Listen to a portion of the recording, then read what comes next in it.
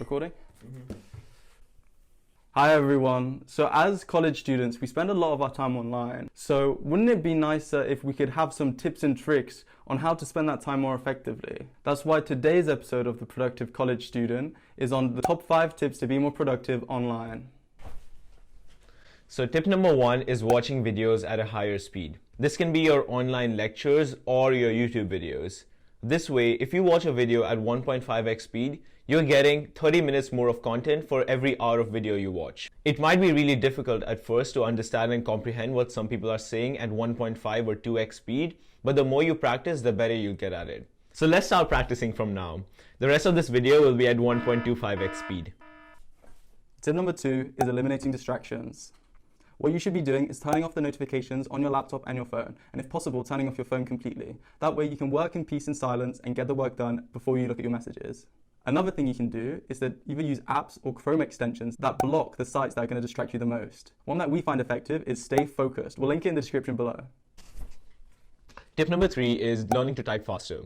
As college students, we often spend a lot of our time online, and if we can type a bit faster, we'll be a lot more efficient with that time. It'll also be really useful in lectures where you have to write down notes. The average person's speaking speed is 100 to 120 words per minute. If you can get that typing speed up to that same number, then you can be writing very good and efficient notes. One way to improve your typing speed is by learning how to touch type, which is different from the conventional search and type manner.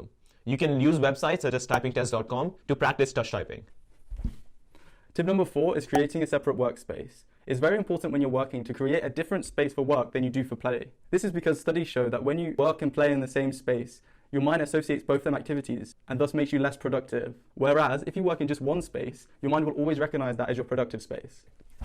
Tip number 5 is learning to use keyboard shortcuts and gestures. When you get a new laptop, you should spend about 15 minutes to an hour learning the keyboard shortcuts and gestures, and while it might be time consuming now, it'll help you save a lot of time in the future.